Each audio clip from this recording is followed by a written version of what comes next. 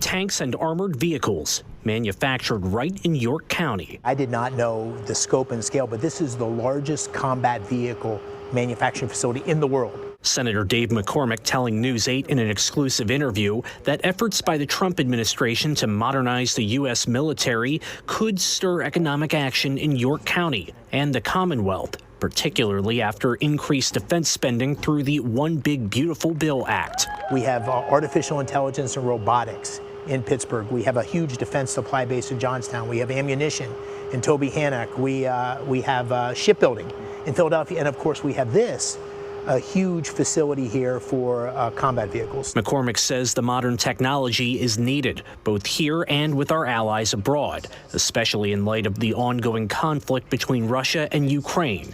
McCormick said President Trump has a tough hand in trying to negotiate a larger peace. It has to have the Europeans providing a security arrangement. They've stepped up under President Trump to really fund NATO in a way they hadn't.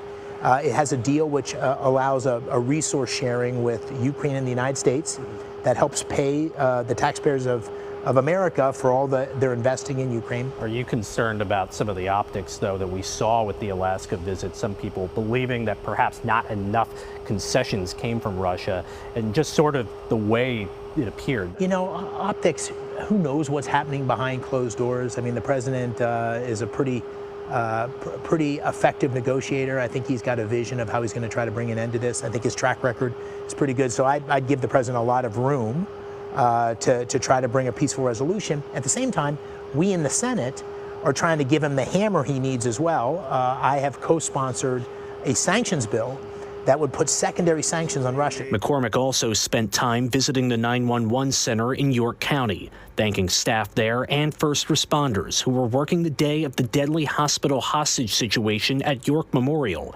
which saw the death of West York police officer Andrew Duarte. We need to treat our 911 responders with the loyalty and the honor that is indicative of the bravery and the support they show for us.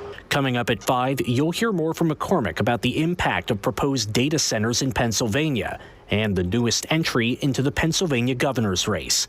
In West Manchester Township, Tom Lehman, WGAL News 8.